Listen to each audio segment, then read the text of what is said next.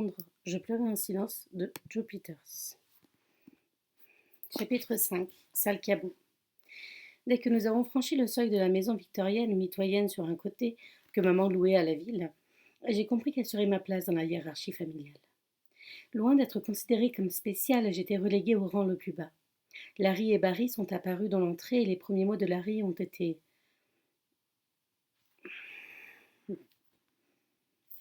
Le petit bâtard est arrivé !» Il m'a ensuite donné un coup de pied et Barry m'a frappé le bras. Maman a demandé à Wally de descendre et leur a expliqué à tous les trois que j'avais été beaucoup trop gâtée par mon père et que je devais désormais apprendre que ma place au sein de la famille était tout en bas de l'échelle. Comme j'avais toujours été le chouchou de mon père, elle considérait que je l'avais tout autant trahi que lui, et il ne lui a pas été difficile de persuader les autres que j'étais un sale morveux, archi-gâté qui se croyait mieux qu'eux. Si Wally, mon frère aîné, qui avait 17 ans à l'époque, se montrait bienveillant avec moi parce que j'étais petit et que je venais de vivre une expérience traumatisante, Larry et Barry, âgés respectivement de 15 et 14 ans, étaient trop heureux d'avoir la permission de céder à leurs pulsions violentes et de me traiter le plus méchamment possible. On aurait dit des soldats assoiffés de sang, qui venaient d'obtenir l'autorisation de leur commandant de violer et de piller un ennemi dont on leur avait fait croire qu'il était inhumain. Maman leur a bien fait comprendre qu'il leur était interdit d'avoir la compassion pour moi. Si Wally refusait de me persécuter, c'est lui qui serait battu. Tout était très simple. Dans la tête de ma mère, si on n'était pas dans son équipe, on était forcément avec l'ennemi. Ellie et Thomas, alors âgés de 4 et 3 ans, étaient encore trop petits pour participer à mon humiliation. Je suppose qu'à leurs yeux innocents, cette vie de famille était tout à fait normale, puisqu'ils n'avaient jamais rien connu d'autre. En fait, j'étais le seul à avoir vécu ailleurs, le seul à réaliser que la vie n'était pas aussi terrifiante et douloureuse tout le temps. « Il dormira par terre dans votre chambre, » a dit maman à Larry et Barry. « Il n'est pas assez bien pour avoir une chambre à lui tout seul. Montez de là-haut, emmenez-le hors de ma vue !» Ils ont obéi avec enthousiasme et m'ont donné des coups de pied et des coups de poing dans l'escalier avant de me pousser dans leur chambre. La maison avait 4 étages. Elle était aussi haute qu'une tour pour un enfant terrorisé comme moi. Une voie de chemin de fer passait juste devant. Les trains faisaient trembler les murs, pourtant solides, chaque fois qu'ils passaient. Je me suis accroupie devant la fenêtre, le corps tremblant, et petit à petit, ma peur s'est transformée en colère. Je ne voulais qu'une chose, revoir mon père, et la frustration de ne pouvoir le faire augmenter de minute en minute. J'étais comme un volcan sur le point d'entrer en éruption. Quand Larry et Barry sont venus me chercher pour le dîner, je m'en suis prise à eux. Je me suis mise à les mordre, à leur donner des coups de pied et de poing, et j'ai ramassé à mon tour dans l'oreille. Larry et Barry pouvaient ainsi confirmer à maman que j'étais un sale gosse gâté. La table où nous mangions était en verre avec des pieds en fer. Alors que je m'apprêtais à m'asseoir, maman m'a dit d'un ton méprisant. « Non, tu n'es pas assez bien pour t'asseoir avec nous. Va sous la table, on te donnera les restes, comme un chien. » Larry et Barry m'ont forcé à m'asseoir par terre, et c'est ainsi que j'allais prendre tous mes repas désormais. Pendant que j'étais accroupie sous la table, ils m'envoyaient des coups de pied, jetaient des restes par terre, les écrasaient sur les carreaux avec le talon de leurs chaussures et m'ordonnaient de les lécher. Ils me forçaient à sauter et à quémander la nourriture comme un chien. Je me serais peut-être défendue s'il n'y avait eu que mes frères, mais j'avais déjà réalisé qu'avec maman, je devais me montrer extrêmement prudent, à cause de sa violence effroyable et de son empressement à distribuer les coups. Après avoir été battue plusieurs fois pour lui avoir répondu et pour l'avoir regardé avec insolence, j'ai parfaitement saisi le message qu'elle voulait me faire passer, et j'ai réalisé, une fois pour toutes, que je n'aurais aucun traitement de faveur parce que j'avais perdu mon père. C'était même carrément l'inverse. J'ai vite compris qu'il fallait éviter à tout prix de la contrarier, puisque ma seule présence la dérangeait. Le simple fait que j'existe lui rappelait constamment papa et sa trahison. Ainsi même, quand je ne faisais rien, je risquais de prendre une raclée. Aux yeux du monde extérieur, elle était une veuve éplorée qui devait en plus s'occuper d'un enfant traumatisé. Pour ceux qui vivaient avec elle, c'était une force de la nature, violente, vengeresse et vindicative. « Tu n'es rien de spécial !» ne cessait-elle de me rappeler. « Mets-toi bien ça dans la tête ! Le lendemain, dans mon retour chez ma mère, j'ai surpris une conversation au téléphone entre elle et Marie. J'ai dressé l'oreille dès que j'ai entendu son nom et je me suis prise à espérer qu'elle allait venir me chercher pour me ramener chez elle. Mais c'était impossible.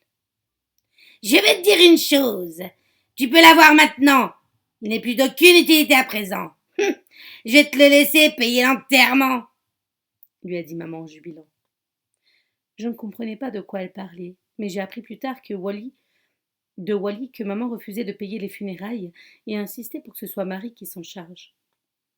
Marie avait un petit stand au marché où elle vendait des parfums et des produits cosmétiques. Maman savait qu'elle avait un peu d'argent et qu'elle ne pourrait pas refuser de faire quelque chose pour l'homme qu'elle aimait. Pourtant, maman n'avait pas du tout l'intention de renoncer au pouvoir qui lui octroyait encore son statut d'épouse légale. Même si papa aurait souhaité se faire inhumer, elle a insisté pour que sa dépouille soit incinérée. Elle paie peut-être, a-t-elle dit aux pauvres entrepreneurs de pompes funèbres. Mais je suis sa femme et c'est à moi de décider. J'ai donc décidé qu'elle irait au crématorium. Marie a tenté de s'opposer à cette décision. Mais William voulait être inhumé, a-t-elle protesté. Tu le sais bien. Mais si tu n'es pas d'accord pour le crématorium, a répondu maman, je paierai moi-même les obsèques, mais je ne te laisserai pas y assister. Même si elle savait que maman n'avait pas l'argent, Marie était consciente que ces menaces n'étaient pas vaines. Si elle voulait dire un dernier adieu à papa, elle n'avait pas d'autre choix que de se plier à la volonté de ma mère. Bonsoir Adeline, merci pour les likes, c'est gentil. Lorsque Wally m'a expliqué ce qu'était un enterrement, j'ai supplié maman de me laisser venir, mais je n'avais aucune chance d'être entendue. Merci pour le suivi, c'est trop cool. Maman jouait le rôle de la veuve éplorée, j'aurais certainement tout gâché en me précipitant vers Marie et en me cramponnant à elle pendant toute la cérémonie. Ça va, frérot me demandait Wally de temps à autre, en me faisant un câlin pendant que personne ne me regardait. Je hochai alors la tête avec reconnaissance, même si au fond je n'allais pas bien du tout. J'avais l'impression qu'il comprenait un peu ce que j'endurais, et j'aurais aimé vivre seule avec lui et les 2 derniers de la fratrie. Comme je n'avais que 5 ans, je n'avais aucune idée de la mort jusqu'à ce qu'on m'explique que papa était parti. Marie m'avait parlé du ciel, mais maman avait dit qu'il était allé en enfer. Je n'y avais jamais pensé auparavant. J'ai donc compris peu à peu ce qui signifiait la mort de papa quand je me suis rendu compte que l'être que j'aimais le plus au monde était parti pour de bon, que je ne le reverrai plus jamais, que je ne lui parlerai plus jamais, que je ne lui poserai plus jamais de questions ou ne m'abriterai plus jamais derrière ses grandes jambes. C'était comme si j'avais reçu un gros coup de marteau sur la tête. Le poids de mon malheur me terrassait. Parfois, Wally essayait de me soulager mon tourment en me parlant à voix basse quand il était certain que maman était sortie. N'écoute pas maman, murmurait-il. Elle a tort. Ton père est allé au paradis, pas en enfer. Je voulais le croire, mais peut-être n'avait-il dit ça que pour me réconforter. Peut-être est-ce maman qui disait la vérité. C'était elle l'adulte après tout, et elle était ma mère. Pourquoi me mentirait-elle sur un sujet aussi important? Je n'y comprenais plus rien. Maman veillait toujours à ce que la maison soit impeccable et passait ses journées à nettoyer et à ranger de manière quasi obsessionnelle. C'était un peu comme une maison d'exposition, même si personne à part elle et les autres enfants en avaient le droit d'y pénétrer. Aucun de nous n'osait salir parce que nous savions qu'elle risquait alors d'entrer dans une colère redoutable. Maman n'avait que 3 occupations: boire, battre ses enfants, faire le ménage. Elle essayait de contrôler chaque objet, chaque grain de poussière dans son petit royaume. Elle se levait tous les jours à 5h30 du matin, balayait l'allée devant la maison et aspirait chaque pièce où il n'y avait pourtant pas la moindre trace de poussière. Les serviettes dans la salle de bain étaient alignées dans un ordre bien précis, et même la savonnette à côté de la baignoire était toujours posée exactement à la même place. Personne n'était autorisé à s'asseoir sur un fauteuil ou un canapé. Maman ne voulait pas risquer qu'un coussin soit affaissé. Nous devions tous nous asseoir par terre. Avant d'aller se coucher le soir, elle disposait les bols pour le petit déjeuner sur la table, les sets de table étaient parfaitement alignés, les portions de céréales déjà mesurées. Sa maison immaculée confortait son image de mère parfaite aux yeux des travailleurs sociaux susceptibles de frapper à sa porte. Si elle savait aussi bien tenir sa maison, elle devait s'occuper de ses enfants avec la même passion, et le même dévouement. Quand mon chagrin et ma colère étaient trop forts pour que je puisse les contenir davantage, je piquais des crises et me mettais à lancer des tasses et des assiettes dans la pièce. Je m'en prenais aussi à mes frères en leur donnant des coups de pied ou en les mordant. Maman intervenait très vite. Elle n'allait certainement pas tolérer qu'un enfant de 5 ans casse tout dans sa maison dans un excès de fureur. Il fallait immédiatement me maîtriser, me mettre hors d'état de nuire, de sorte que je lui obéisse dorénavant aussi volontiers et aussi aveuglément que les autres. Elle n'avait pas l'intention de m'apprendre à bien me conduire en me prodiguant de l'amour et des encouragements comme l'auraient fait la plupart des autres mères confrontées au même problème. Elle voulait casser toute velléité de résistance chez moi. Elle ne prenait pas la peine d'essayer de comprendre ce qui me perturbait, ni de m'aider à surmonter le choc qui m'avait traumatisé jusqu'au plus profond de mon être. Pour obtenir des résultats immédiats, il lui fallait d'abord m'isoler du reste du monde, de tous ceux qui risquaient de ne pas approuver ses méthodes et qui avaient de la compassion pour moi plutôt que pour elle. Au début, certains membres de la famille de papa sont venus frapper à sa porte dans l'espoir de me rendre visite et de voir comment j'allais. Mais maman n'autorisait aucun d'eux à franchir le seuil de sa maison ou à s'approcher de moi. Elle voulait protéger sa demeure des regards indiscrets, éviter que quiconque ne voie ce qui se passait réellement chez elle, dans le royaume sur lequel elle régnait d'une main de fer.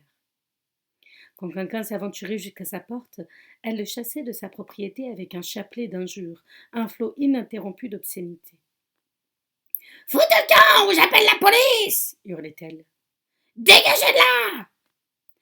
Elle les avait toujours détestés, en particulier ma tante Mélissa, et maintenant que papa n'était plus là, elle n'avait plus aucune raison de les fréquenter, encore moins d'accepter qu'ils fourrent leur nez dans ses affaires et qu'ils lui disent comment élever ses enfants. J'étais son fils, et pour elle, mon état mental et physique ne les regardait pas. J'étais bien plus que son fils. J'étais son seul bien depuis que papa était parti, et elle avait l'intention de faire de moi ce qui lui plaisait. Quelques jours après mon arrivée, j'ai appris que je devais porter des slips et rien d'autre, parce que je ne méritais pas d'avoir des vêtements. Si je refusais d'obéir à ses ordres, j'étais violemment punie. Alors, j'ai vite appris à faire ce qu'elle me disait. Je ne pouvais me laver que quand elle le décidait, et je suis vite devenue sale, négligée, offrant un contraste saisissant avec la maison immaculée. Comme j'étais sale, maman m'a ensuite interdit d'utiliser sa vaisselle, de peur que je ne passe mes microbes et mes maladies aux autres. Tu as hérité de la maladie honteuse de ton crasseux père, me disait maman. Je ne veux pas que tu nous infectes. Quand on est petit, on croit toujours ce que sa mère dit. J'ai donc supposé qu'elle avait raison, que j'étais d'une certaine façon inférieure aux autres. Ils continuaient à me traiter comme le chien de la famille et m'ont même acheté une gamelle en métal pour Noël, tout heureux qu'ils étaient de leur plaisanterie quand ils me l'ont donnée. J'étais là pour les distraire en quelque sorte. Ils inventaient toujours des nouveaux moyens de s'amuser, en m'humiliant, en me servant mon repas dans la gamelle, en me jetant les restes de nourriture, en crachant dessus et en me forçant à manger les aliments recouverts de leur salive. Ils m'appelaient sale cabot quand ils me traitaient comme un animal domestique, et je savais que je sentais mauvais, surtout quand je me faisais pipi dessus tellement j'avais peur. Si on m'avait permis de prendre un bain de temps en temps, je n'aurais peut-être pas empesté la maison et il n'aurait pas été aussi dégoûté.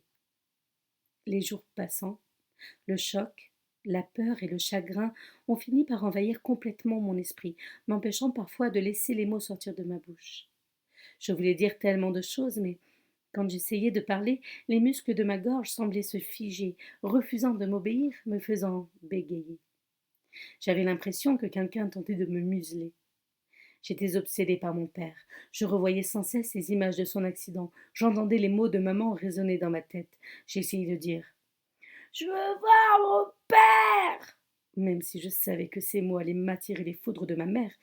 Mais quand je tentais de les formuler, ma langue trébuchait. Wally a été le premier à remarquer que je bégayais. « Je m'inquiète pour Joe, a-t-il dit à maman. « Qu'est-ce qu'il a encore ?» a-t-elle demandé.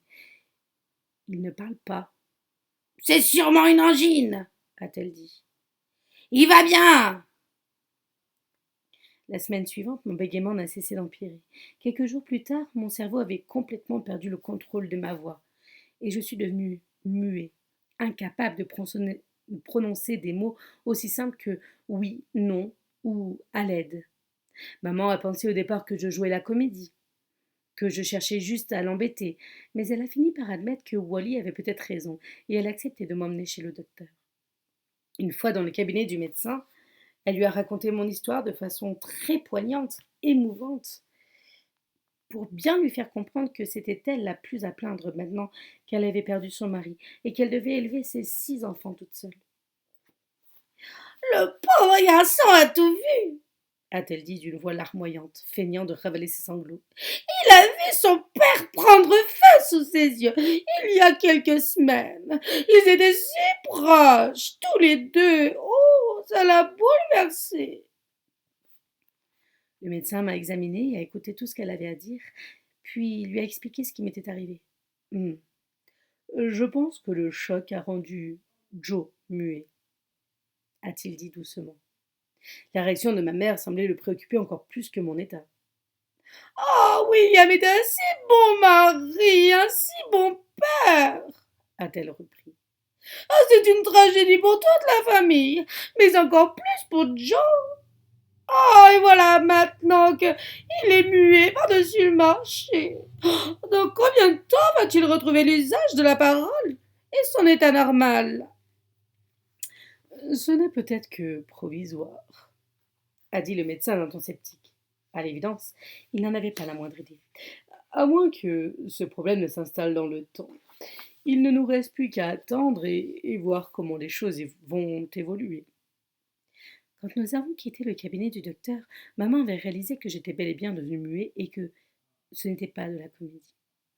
Elle était certes contrariée, car je lui causais encore plus de désagréments en attirant ainsi l'attention sur moi, mais je pense qu'elle avait déjà entrevu l'avantage qu'elle pourrait tirer de cette situation. Puisque je ne pouvais plus parler, je ne pourrais pas non plus raconter ce qui se passait chez moi. Ce n'est que 4 ans et demi plus tard que j'ai retrouvé l'usage de la parole. En me rendant muet, mon cerveau m'avait entièrement livré à maman. J'étais sans défense. Maintenant que je ne pouvais plus parler, ma frustration était encore montée d'un cran.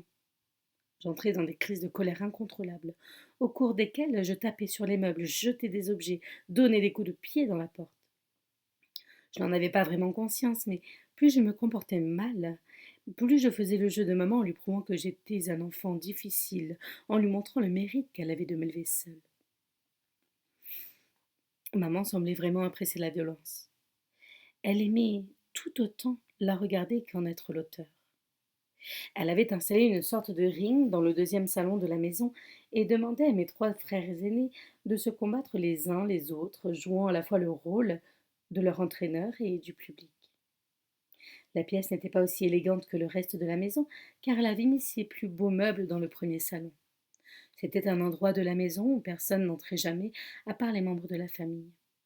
La pièce ne contenait qu'une vieille cheminée, un canapé défraîchi et un fauteuil.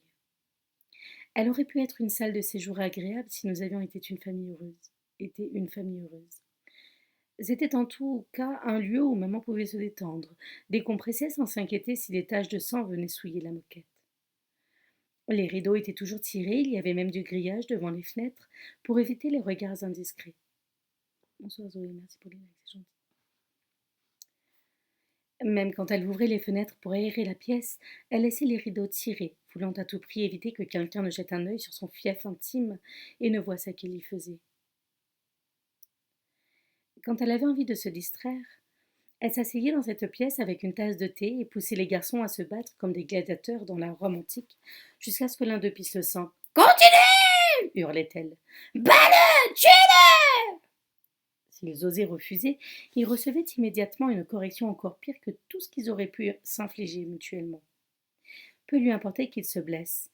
Elle leur intimait de continuer et de se battre jusqu'au sang, les frappant avec une canne s'ils s'arrêtaient. Elle ne pouvait tolérer aucune désobéissance, ne pouvant jamais montrer un moment de faiblesse ou de gentillesse, sans risquer de compromettre la terreur sur laquelle elle s'appuyait pour faire de nous ce qu'elle voulait. Dès que l'un d'eux saignait, elle l'autorisait à sortir du ring et faisait intervenir le troisième pour défier le gagnant. Elle leur disait qu'elle essayait juste de leur apprendre à se battre pour les endurcir. Ainsi, ils seraient capables de se défendre plus tard, de se débrouiller. Mais en réalité, elle ne cherchait qu'à assouvir sa soif de sang. Il n'y avait qu'une personne contre qui ils devaient se protéger, et c'était justement leur mère. C'était malgré tout toujours elle la plus violente. Quand l'un de nous osait lui désobéir ou la regarder de travers, elle entraînait immédiatement dans une... Elle entrait... Ah, pardon. Quand l'un de nous osait lui désobéir ou la regarder de travers, elle entrait immédiatement dans une colère noire et lui tombait dessus à bras raccourcis. Parfois, elle s'emportait sans aucune raison apparente et se défoulait sur le malheureux qui se trouvait à proximité. De temps en temps, elle nous prenait par les cheveux, Thomas et moi, et nous faisait tourner jusqu'à ce que nos pieds se soulèvent du sol, puis elle nous lâchait et nous heurtions le mur de plein fouet. Elle semblait dotée d'une force surhumaine. Si elle ne parvenait pas à obtenir un décollage satisfaisant du premier coup, elle répétait l'opération, jusqu'à ce que les résultats lui conviennent. Maman a poussé son numéro de veuve éplorée jusqu'à intenter un procès au garage et a obtenu des milliers de livres sterling en compensation de la mort de papa. Grimm a été contraint de fermer le garage peu de temps après. Le meilleur ami de papa, Derek, s'est senti si coupable de ne pas avoir réussi à sortir papa des flammes qu'il s'est suicidé en fonçant contre la glissière de sécurité de l'autoroute après avoir laissé un mot pour expliquer son geste. Ce petit souffle de vent semblait avoir des répercussions à l'infini, comme les ondulations à la surface de l'eau d'un étang dans lequel on aurait jeté une pierre. Maman était déterminée à briser ma résistance et à mettre un terme à mon comportement perturbateur. Elle me battait si souvent et si violemment que j'ai fini par comprendre que je ne devrais plus jamais la contredire ou la regarder droit dans les yeux. Elle me disait toujours que, la prochaine fois que je la contrariais, elle me tuerait. Alors que j'étais recroquevillée sur le sol, complètement meurtrie, je n'avais aucune raison de ne pas la croire. Elle ne faisait aucun effort pour contenir sa force quand elle se mettait à frapper. Elle ne cherchait pas à contrôler sa colère, n'avait pas peur de faire mal, ne disait pas qu'elle risquait de nous tuer à force de nous battre. C'était devenu normal pour moi d'être frappée à la tête, de recevoir des coups de pied jusqu'à tomber par terre, d'être battue sans aucune raison. Même si je me conduisais bien, je lui tapais sur les nerfs par ma simple présence et parce que je lui rappelais l'humiliation qu'elle avait subie à cause de papa et Marie. À présent que j'étais pratiquement silencieux, je laissais parfois échapper des petits cris aigus au lieu de parler. Elle semblait encore plus irritée par mon existence. Elle croyait sans doute que je la provoquais, que je la rayais avec des gémissements, mes yeux suppliants et ma tête que je secouais frénétiquement pour tenter de la dissuader de me battre. Pour elle, je n'étais plus un être humain. Je m'étais transformée en animal honni qu'on pouvait se permettre de frapper et de maltraiter à la moindre occasion, comme un chien battu qui rase les murs, la tête baissée, les yeux rivés au sol. Au début, quand j'ai perdu l'usage de la parole, j'ai trouvé d'autres moyens de communiquer. Quand je voulais quelque chose, je le montrais du doigt et je grognais. Mais cela la mettait en fureur. C'est pourquoi j'ai fini par arrêter. Elle ne cachait pas son aversion croissante vis-à-vis de moi. À ce stade, je ne pouvais rien faire sans la contrarier. Ne pointe pas du doigt comme ça, me disait-elle d'un ton hargneux, en me giflant si violemment que j'en perdais l'équilibre. Ne me regarde pas! Tu pues! Tout était prétexte à me battre. Et elle le faisait continuellement. Toute la colère et la déception qu'elle avait accumulée et qu'elle ressentait envers le monde en général, et mon père en particulier, étaient redirigées contre moi. Elle encourageait les autres à faire de même. Ravie d'avoir trouvé quelqu'un encore plus bas qu'eux dans la hiérarchie familiale, Larry et Barry étaient trop contents de coopérer. Ils cherchaient toujours à lui plaire, et ils n'ont pas tardé à comprendre qu'ils pouvaient m'humilier autant qu'ils le voulaient pour satisfaire leur penchant sadique, tout en obtenant l'approbation de leur mère. Je dormais toujours par terre dans la chambre de Larry et Barry. Wally avait sa propre chambre tout en haut de la maison, tandis que Thomas et Ellie en partageaient une autre. J'aurais vraiment préféré être avec eux, mais je savais qu'il valait mieux ne pas discuter les décisions de ma mère. Je devais rester dans la chambre toute la journée, à part pour les repas, mais je n'avais pas l'autorisation de jouer avec les affaires qui appartenaient à mes frères. Si par malheur je touchais un de leurs jouets, je recevais immédiatement une correction. Je n'avais quant à moi aucun jouet. À force de rester assis, à ne rien faire toute la journée, je me sentais de plus en plus isolée, et j'étais de plus en plus frustrée, au point de vouloir faire des bêtises et tout détruire autour de moi. Mais je n'osais jamais aller si loin. La nuit, je n'avais ni matelas, ni oreiller pour dormir, juste une couverture. Larry et Barry dormaient dans un grand lit, et ma présence les contrariait autant qu'il irritait maman. À la moindre opportunité, ils me tyrannisaient, et quand ils faisaient un bruit qui dérangeait notre mère, ils veillaient toujours à ce que je paie à leur place. Elle nous mettait tous au lit à 6 ou 7 heures du soir pour profiter de quelques heures de solitude durant lesquelles elle pouvait boire. Nous nous réveillions en général à 4 heures ou 4h30. Nous n'avions alors qu'une envie, nous lever et bouger. Larry et Barry commençaient à faire les fous, se battaient dans le lit, se pétaient dessus, et s'ils réveillaient maman, elle criait à travers la paroi. Ferme-la! Hé, c'est Joe! Répondait-il. J'ouvrais la bouche pour crier mon innocence, terrifiée à l'idée de la punition qui m'attendait inévitablement, mais aucun son ne sortait. Larry et Barry riaient alors et me regardaient d'un air triomphant, attendant avec impatience la distraction qui allait suivre. Furieuse d'avoir été réveillée, de voir que je faisais des sottises après tous ces efforts pour me mater, elle faisait irruption dans la pièce et me battait. Même si j'avais retrouvé en ces instants l'usage de la parole, pour clamer mon innocence, elle ne m'aurait pas cru. Larry et Barry s'entendaient comme larrons en foire, et ils m'ordonnaient souvent de faire des choses qui allaient à coup sûr m'attirer des ennuis. Je n'avais que 5 ans alors. Je débordais d'une énergie sans cesse réprimée, je m'ennuyais toute la journée, et je cherchais à faire plaisir à mes frères pour éviter qu'ils ne me battent. J'étais donc facilement influençable. Ils pouvaient me manipuler comme ils le souhaitaient, et j'étais au bout du compte toujours celui qui se faisait attraper. Quand il y avait un problème, de toute façon, maman s'en prenait systématiquement à moi, même s'il était évident que je n'avais rien fait. Bonsoir Guillaume, merci pour les excellentes. Il n'y a rien de tout ça dans ma maison quand tu n'étais pas là, disait-elle, après la transgression mineure d'une des règles qu'elle avait établies. Puis elle me rouait de coups, me traînait par les cheveux. J'ouvrais grand la bouche, mais les cris refusaient de sortir de ma gorge. Un matin, quelques mois seulement après la mort de papa, maman en a eu assez que je perturbe son sommeil. Elle m'a traîné par les cheveux dans l'escalier tout en criant à plein poumon. « Cette fois-ci, t'es allé trop loin, sale morveux! Tu m'as poussé à bout! J'en ai ras-le-bol !» J'ai vraiment cru qu'elle allait me tuer. Elle m'avait menacé assez souvent de le faire. Il y avait une porte sous l'escalier et j'avais toujours pensé qu'elle donnait sur un placard à balai. Je n'avais encore vu personne l'ouvrir, je n'avais entendu personne mentionner ce qui se cachait derrière. Mais je n'allais pas tarder à le savoir. Après m'avoir traîné sur le sol, maman a ouvert la fameuse porte. J'ai vu une autre cage d'escalier s'enfoncer dans l'obscurité, et j'ai eu l'horrible pressentiment de ce qui m'attendait. Est-ce l'endroit où elle emmenait les gens qu'elle allait tuer?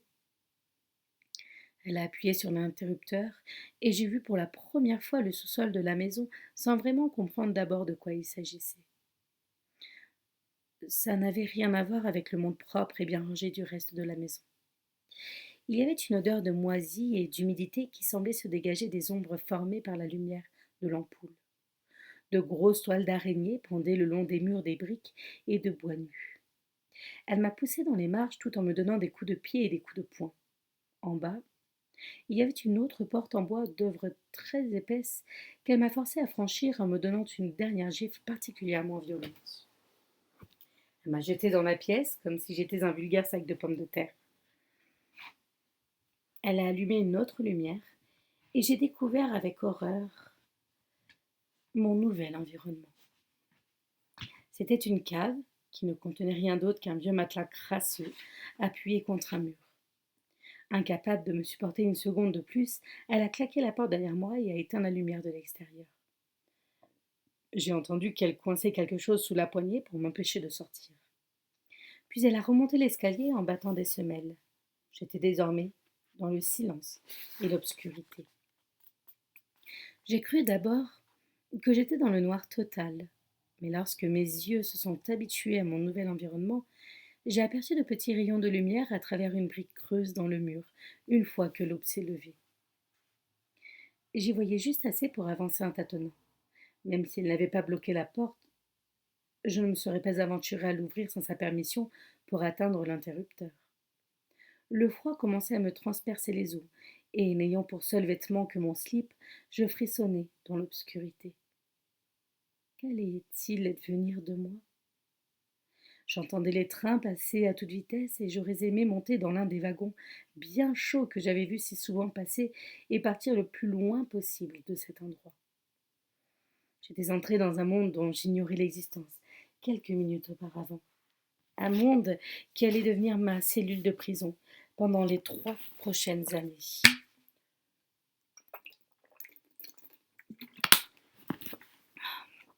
Chapitre 6.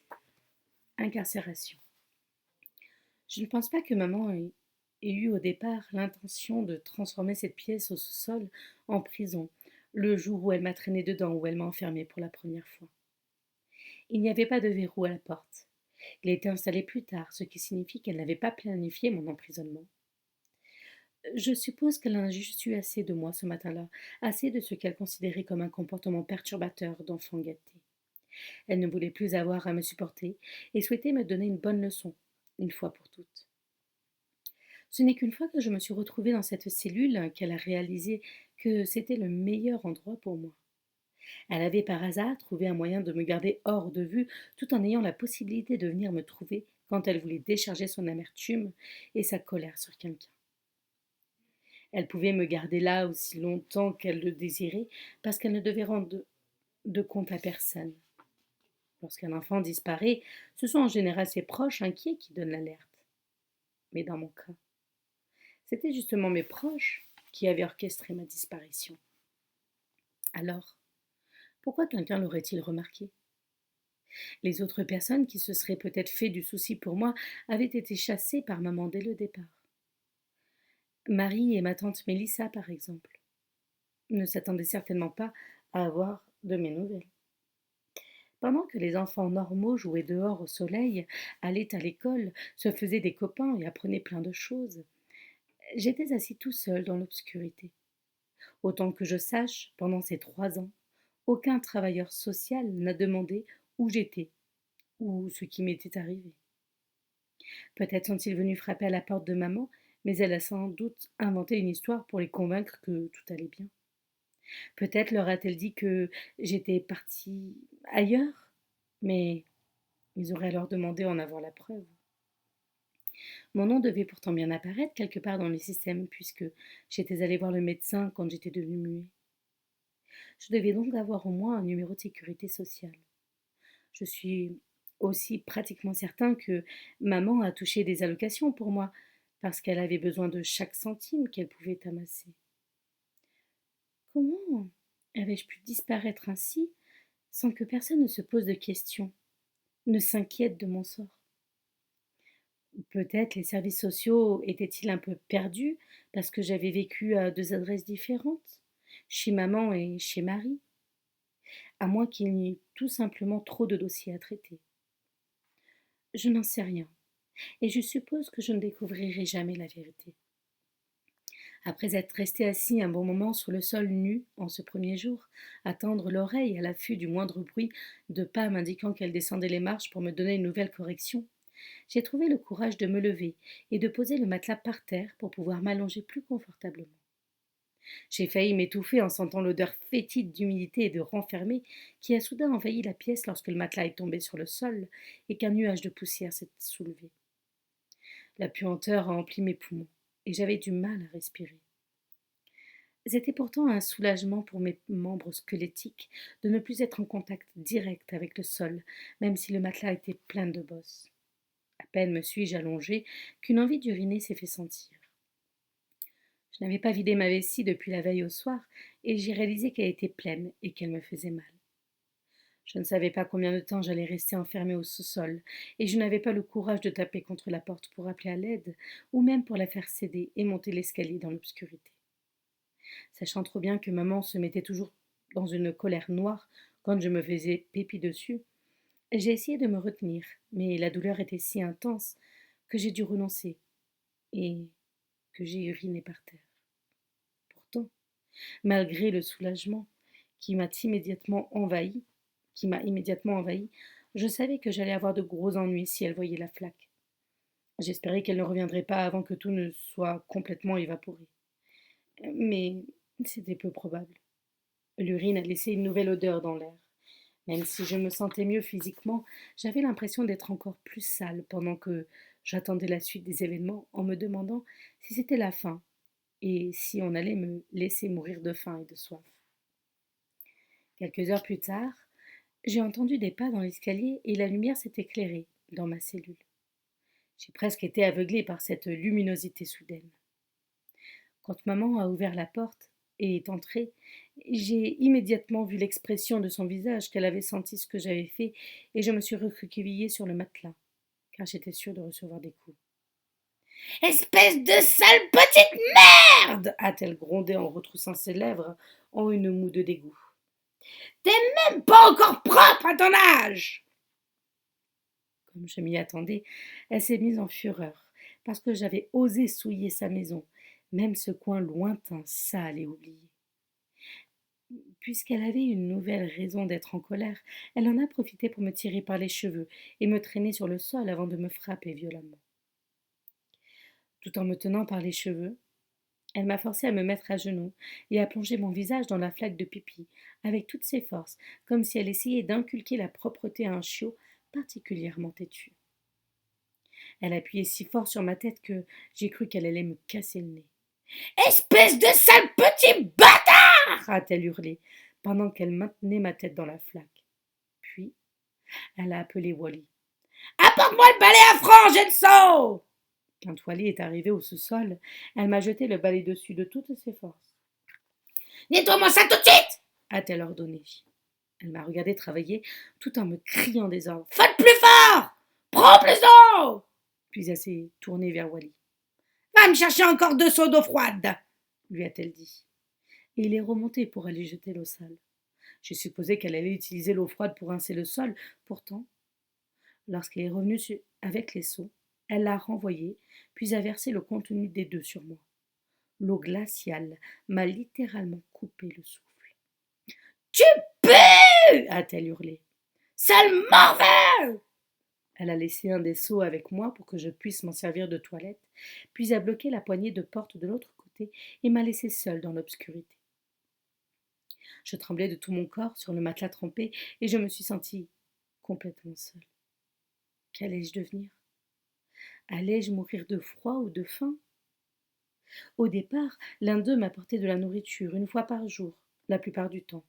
Mais plus les jours passaient, plus maman semblait en colère contre moi, et moins elle voulait se donner la peine de me nourrir. Elle me considérait comme une gêne, un fléau dans sa vie, et préférait ne pas penser à moi. Parfois, elle venait en personne m'apporter les restes de nourriture.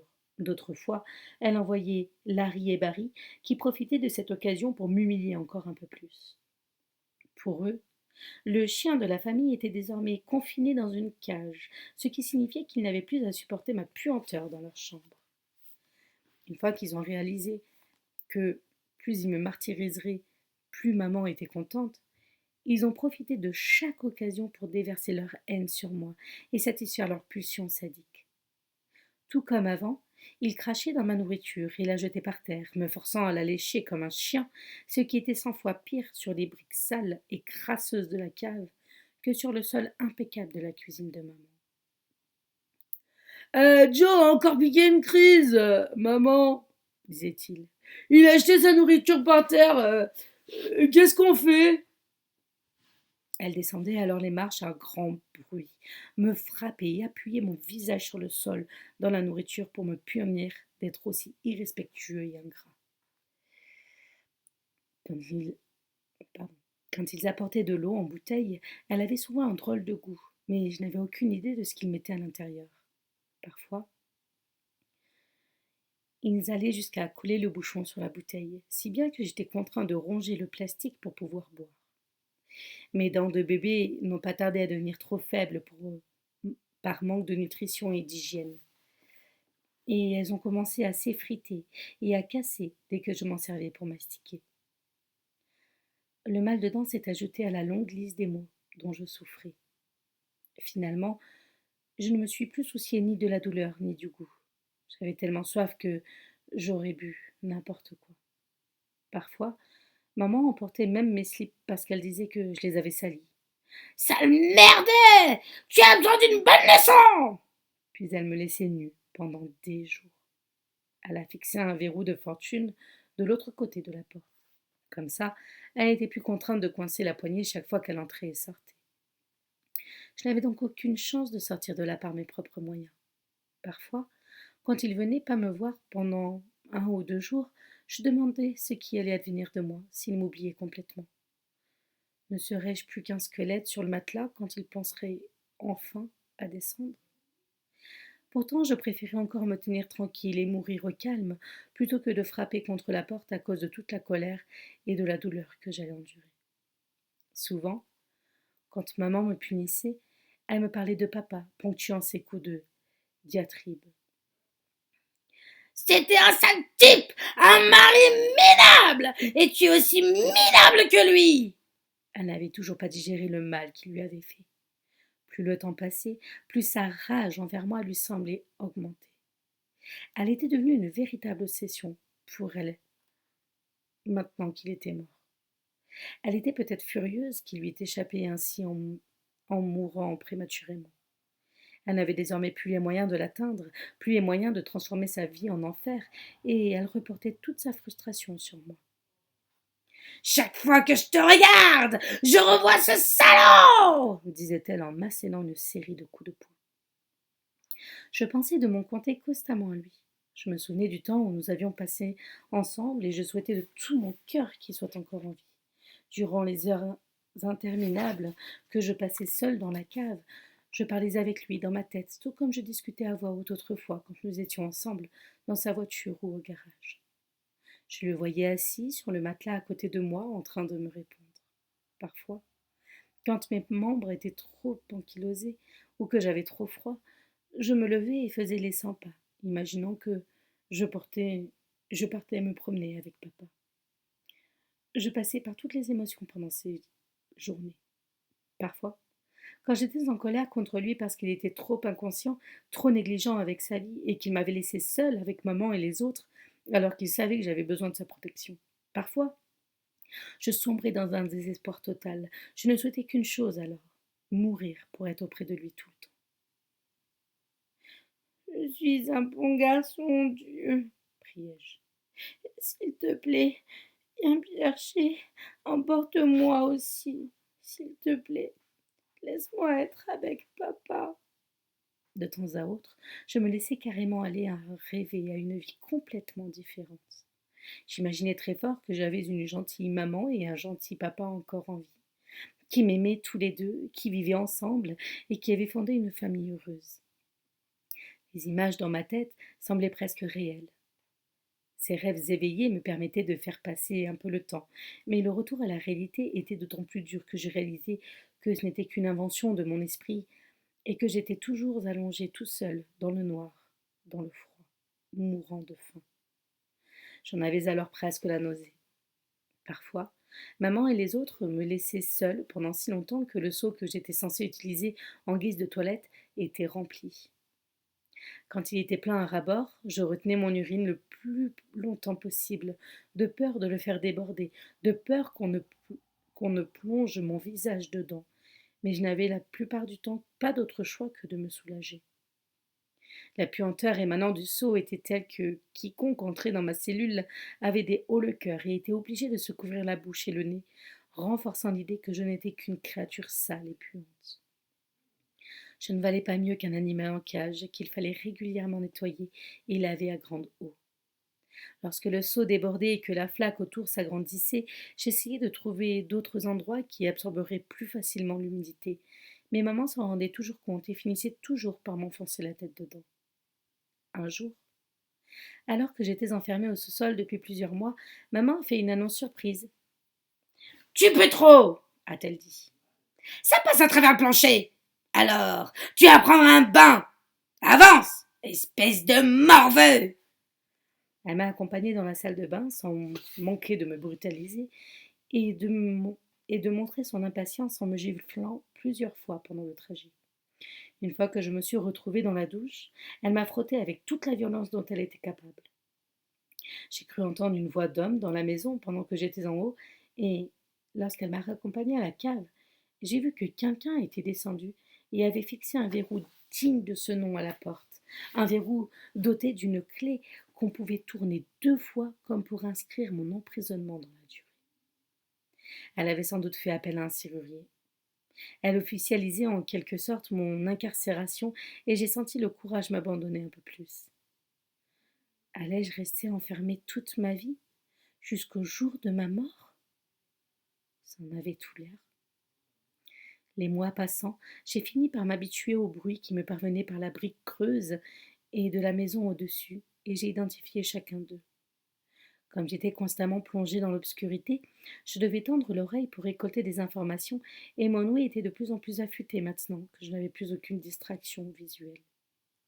J'étais capable de déterminer qui descendait me voir, à la façon qu'ils avaient d'ouvrir la porte en haut, à la vitesse et à la lourdeur de leurs pas dans les marches. C'était l'arrivée de maman que je redoutais le plus, parce que je savais qu'elle finissait toujours par me battre. Les seules fois où j'étais vraiment heureux de voir quelqu'un, c'était quand Wally me descendait de la nourriture ou venait de sa propre initiative pour me tenir compagnie et m'apporter un peu de réconfort. Il n'était pas comme les autres, et même quand maman lui interdisait de venir me voir, il lui désobéissait, s'il était certain de ne pas se faire prendre. Les hommes adultes sont devenus fous après avoir été enfermés seuls aussi longtemps que moi, en particulier dans des conditions aussi atroces. Je pense que ce sont les visites de mon frère aîné Wally qui m'ont sauvée et m'ont empêché de perdre la raison. Bien qu'âgé de 18 ans à l'époque, Wally était tout autant terrifié par la violence de maman que les autres et il faisait toujours ce qu'elle lui commandait. Pourtant, il n'aimait pas du tout me tyranniser et quand il pensait qu'elle n'en saurait rien, il se montrait gentil avec moi. Il ressemblait un peu à un intello coincé avec ses grosses lunettes à verre épais à la Buddy Holly, ses cheveux courts et ses taches de rousseur. Je l'aimais pour la gentillesse qu'il me témoignait. Je l'aimais. Pardon. Ce fut la seule chose positive dans ma vie durant ces longues années. Quand maman sortait au pub et que les autres avaient été envoyés au lit, il venait parfois en cachette et m'apportait un peu de nourriture qu'il avait volée pour moi. Il s'asseyait à côté de moi sur les matelas puants et me lisait des histoires de soldats, de jeunes hommes, de héros et de bandits. Avec le recul, je pense qu'il a inventé certaines de ces histoires parce qu'elles semblaient souvent correspondre parfaitement à ma situation. Il me racontait des contes de fées avec des mères redoutables et de petits garçons qui parvenaient à s'échapper et trouvaient enfin le bonheur.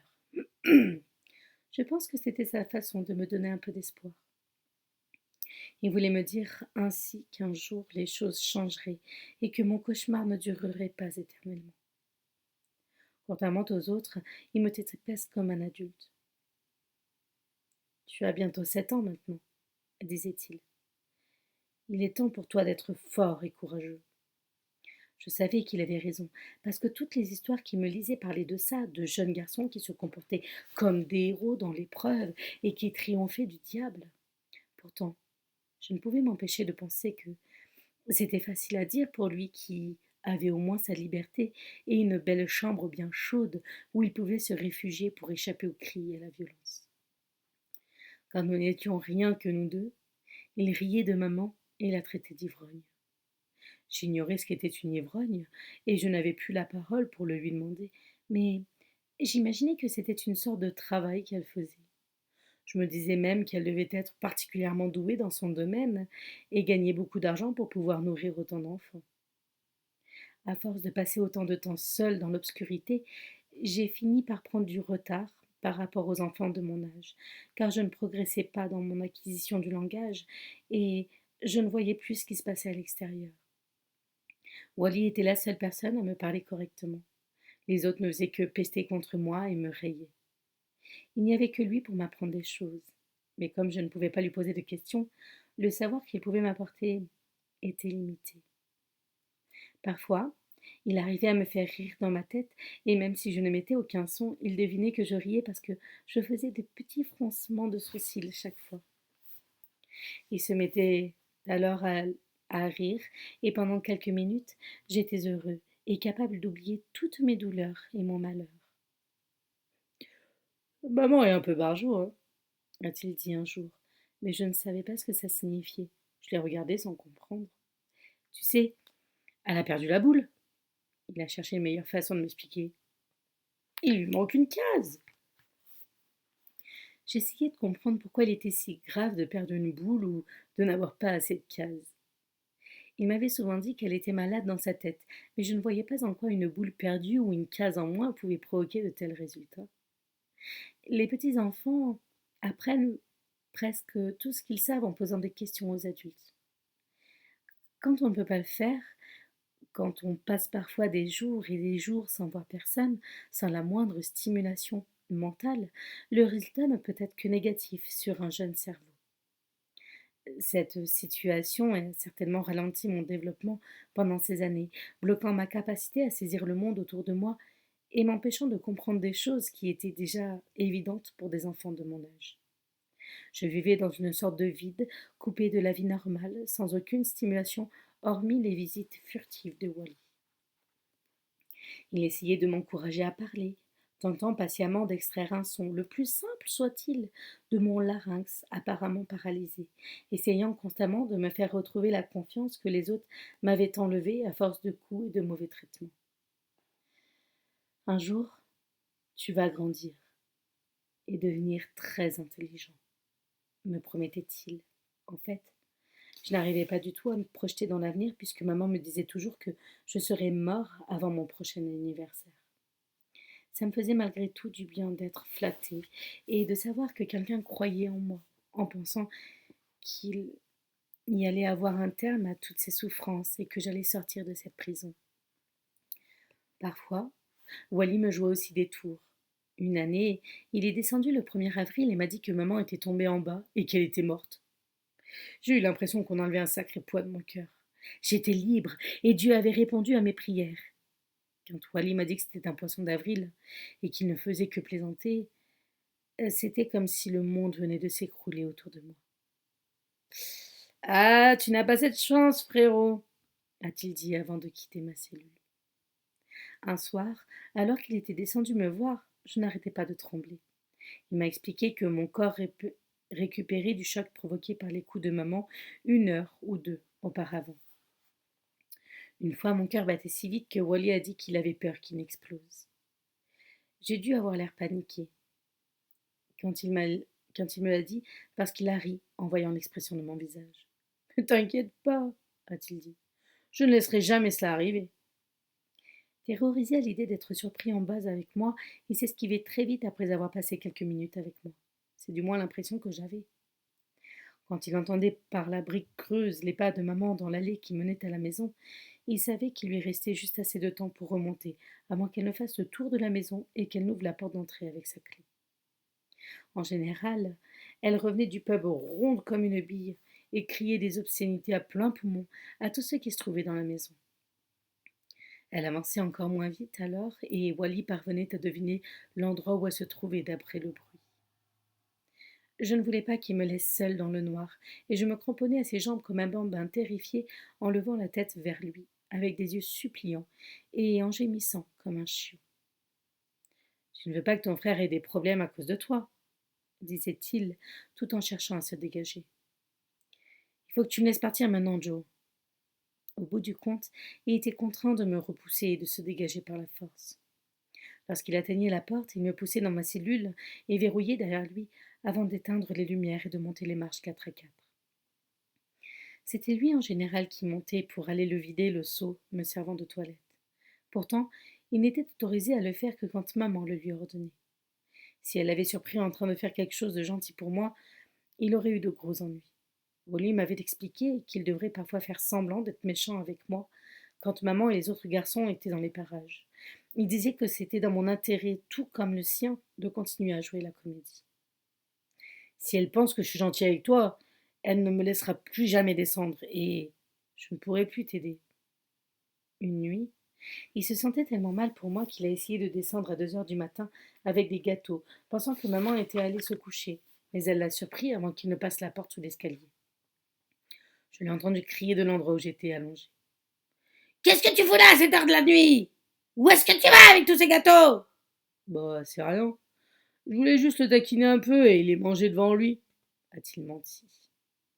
Elle n'a pas dû le croire parce que je l'ai entendu le frapper et je me suis dit que tout était de ma faute, que c'était parce qu'il était désolé pour moi qu'il s'était fait battre. Si Wally ne m'avait pas rendu secrètement visite, je crois que j'aurais fini par mourir de faim, ou que je serais devenu complètement fou pendant tous ces mois et ces années. Sa présence était ma seule lueur d'espoir, mon seul réconfort dans ma solitude et ma souffrance. Je suis convaincue que je n'aurais pas pu survivre sans sa gentillesse. Je ne savais jamais quand maman allait redescendre pour me battre. Parfois, elle semblait m'oublier pendant des jours et des jours. D'autres fois, mes punitions étaient plus régulières. Certains soirs, elle essayait de venir me voir à son retour du pub, car elle était sans doute d'humeur à me tabasser. Mais elle était alors trop ivre pour parvenir à faire entrer la clé dans la serrure de la cave. J'étais recroquevillée sur le matelas, tremblant de peur en l'écoutant de l'autre côté taper sur la porte, jurer et crier qu'elle allait me tuer, que je n'étais qu'un petit bâtard et que je me repentirais une fois qu'elle mettrait la main sur moi. C'était un soulagement quand je comprenais qu'elle avait fini par renoncer et que je l'entendais remonter en trébuchant sur les marches, car je savais que j'étais tranquille pendant quelques heures, le temps qu'elle cuve.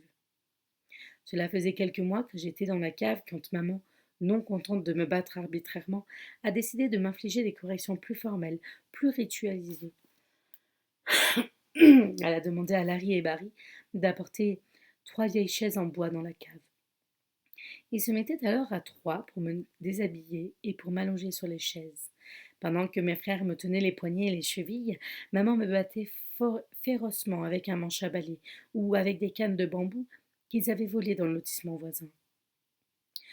T'es un bon à rien, espèce de petit bâtard! Criait-elle tout en me frappant. Je te déteste! Si j'avais un flingue, je te tuerais sur le champ! Larry et Barry riaient tout le temps et l'encourageaient. Ouais, vas-y, mon Dieu, ce petit con, ouais! Je voulais crier, mais aucun son ne sortait de ma gorge. Toute ma souffrance restait bloquée dans mon cerveau. Je finissais souvent par perdre connaissance pendant qu'elle me battait. Je me réveillais quelques instants plus tard et constatais qu'il m'avait jetée sur le matelas. J'avais mal partout. J'avais du mal à respirer et je n'arrivais plus à bouger. Un jour, quand j'ai repris connaissance, j'ai découvert que je n'étais pas couchée sur mon matelas comme d'habitude. Pendant que j'étais inconscient, ils avaient lié mes poignets au-dessus de ma tête et un tuyau de fer qui allait du sol au plafond. J'étais nue et mon dos me faisait atrocement souffrir à cause des coups que je venais de recevoir. Maman m'a soudain renversé un seau d'eau dessus et je suis revenue immédiatement à moi. L'eau glaciale m'a coupé le souffle et j'ai tenté désespérément d'inspirer suffisamment d'air pour remplir mes poumons. Maman m'a regardé en riant, le seau vide à la main. Tu n'as rien à dire pour ta défense, petit bâtard? A-t-elle demandé. Où est passé ton fumier de père maintenant que tu as besoin de lui, hein? J'ai réussi à lever la tête et à la regarder droit dans les yeux. J'ai immédiatement réalisé que c'était une erreur et j'ai détourné les yeux, mais c'était trop tard pour l'empêcher de me hurler après, de me saisir par les cheveux et de cogner l'arrière de ma tête contre le tuyau derrière moi. Ne me regarde pas comme ça, petite merde! Je me suis mordu la langue et j'ai senti le goût du sang dans ma bouche. Je me souviens d'avoir pensé que si j'avais un pistolet, je me tirerais une balle entre les 2 yeux plutôt que d'avoir à supporter ça. Maman est ensuite sortie précipitamment de la cellule et je l'ai entendue monter l'escalier à grand bruit. Je tremblais de tout mon corps et ne parvenais plus à m'arrêter, puis j'ai dû reprendre connaissance à cause de la douleur. J'ai été réveillée en sursaut par des bruits de pas dans les marches. Quelqu'un s'approchait. Oh non, ai-je pensé. Le bruit dans ma tête et les sifflements dans mes oreilles m'ont empêché de déterminer qui c'était. Cette fois, elle allait certainement me tuer, comme elle le promettait toujours, et me libérer enfin de ma souffrance. J'étais certainement allée trop loin en osant la regarder dans les yeux. en lui faisant penser que j'étais insolent. J'avais toujours du mal à respirer et je sentais les larmes couler sur mes joues quand j'ai entendu la clé tourner 2 fois dans la serrure. Ne crains rien, Joe, a dit Wally. C'est moi. Il m'a regardé avec des yeux tristes. Pourquoi l'énerves-tu comme ça a-t-il demandé gentiment. Je t'avais pourtant dit de pas la regarder, idiot. Il faut toujours fixer le sol quand elle te parle. Elle avait dû lui donner la permission de descendre et de me détacher parce qu'il a enlevé les liens qui attachaient mes poignets au tuyau, ce qu'il n'aurait jamais osé faire de sa propre initiative. Mes bras sont retombés le long de mon corps et je me suis effondrée sur le sol dur et froid comme un cadavre. Il a massé doucement mes poignets pour que mon sang recommence à circuler.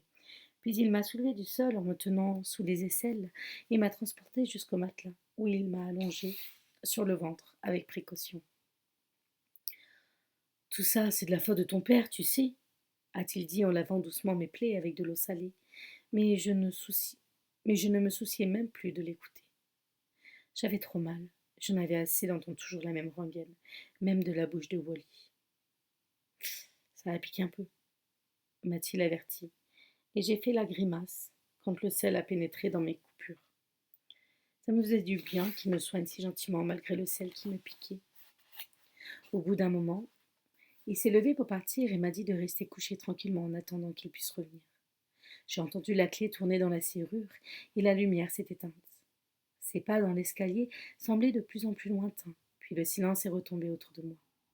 J'ai dû me traîner jusqu'à mon seau pour vomir et à la faible lumière qui filtrait par la brique creuse, j'ai cru voir un filet de sang dans mon vomi. Je n'ai pas eu la force de ramper jusqu'à mon matelas. Alors, je me suis contentée de poser ma tête sur le béton, et j'ai de nouveau perdu connaissance. C'était presque une délivrance. Quelque temps plus tard, j'ai été réveillée par Larry, qui a fait irruption dans ma cellule. « Salut, tête de nœud !» m'a-t-il dit en me donnant un coup violent dans le dos. « Oh, désolé !» a-t-il ajouté en riant. « J'avais oublié que t'avais mal ici. Savoure ta limonade, petite merde !» Il a jeté une grande bouteille en plastique sur le sol à côté de moi. Lorsqu'il est reparti, j'ai essayé de l'ouvrir, mais j'ai réalisé qu'il avait collé le bouchon avant de me l'apporter. N'ayant pas la force de le ronger pour ouvrir la bouteille, je me suis rendormie. Maman a laissé ses 3 chaises dans ma cellule pour me rappeler ce qui m'attendait bientôt, comme si je pouvais l'oublier.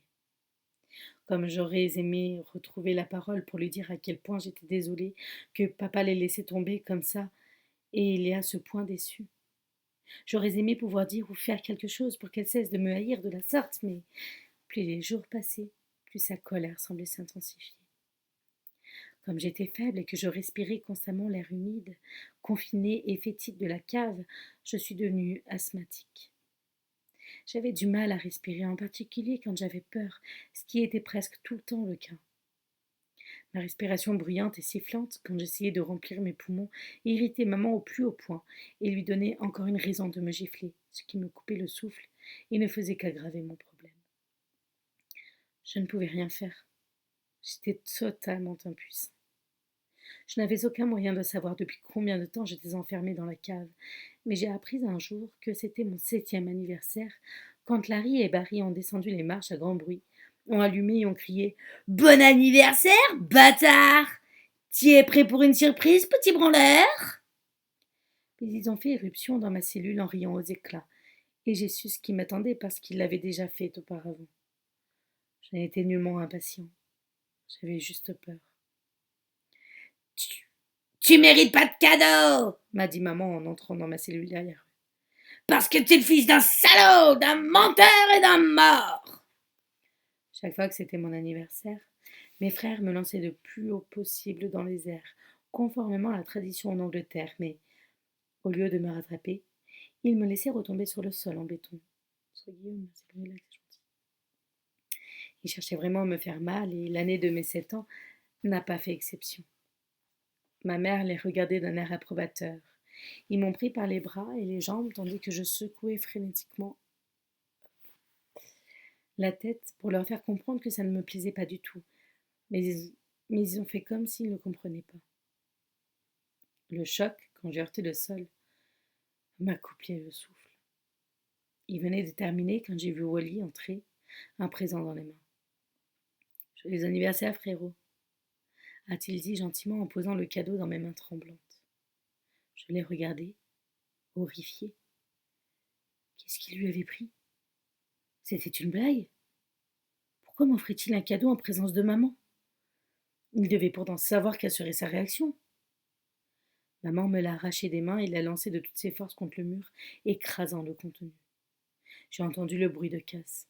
Elle s'est retenue brusquement et a giflé violemment Wally tout en l'insultant pour avoir osé être gentil avec moi alors qu'il savait pertinemment qu'il n'avait pas la permission et que je ne le méritais pas, qu'il fallait au contraire me punir et me donner une leçon.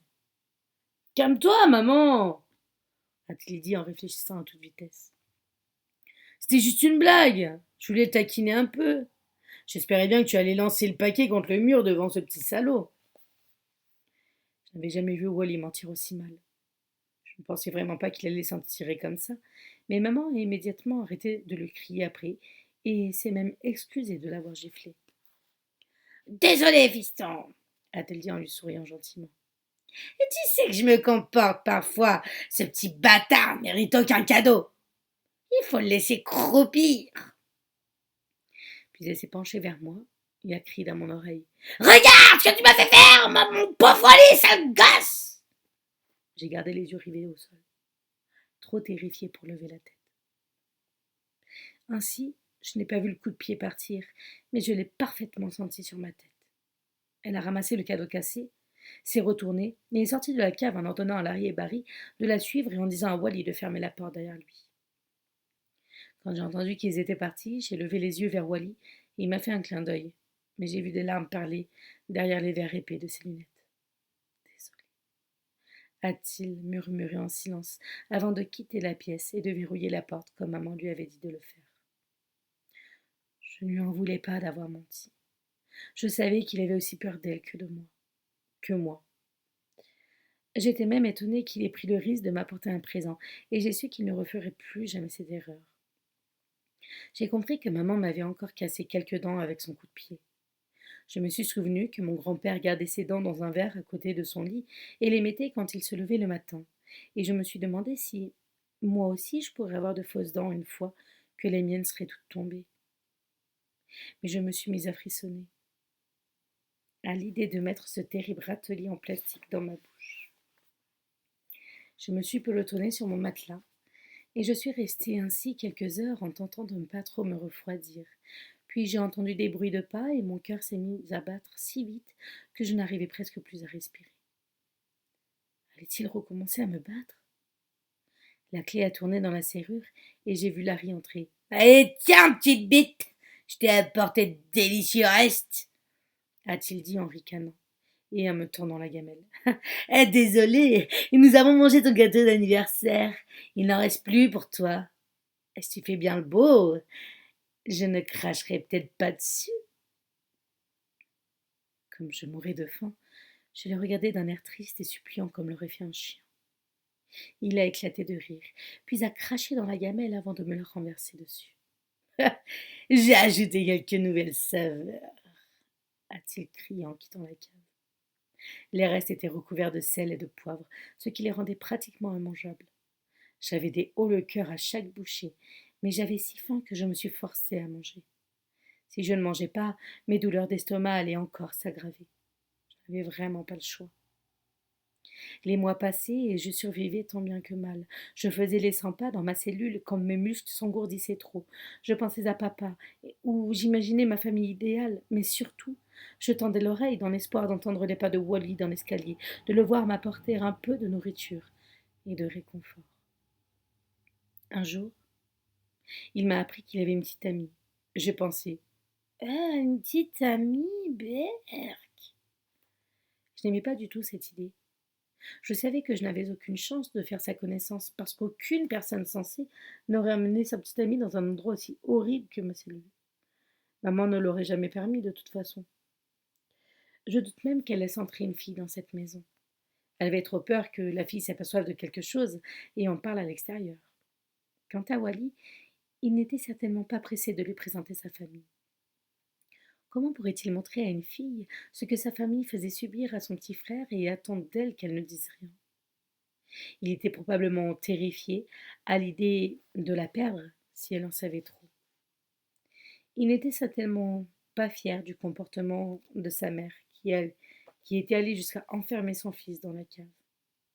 Je comprenais très bien tout ça, mais j'aurais quand même aimé la rencontrer. Je n'ai pas réalisé d'abord les répercussions que son idylle avec cette fille allait avoir sur ma vie. Pourtant, à partir de cet instant, ses visites à la cave se sont espacées.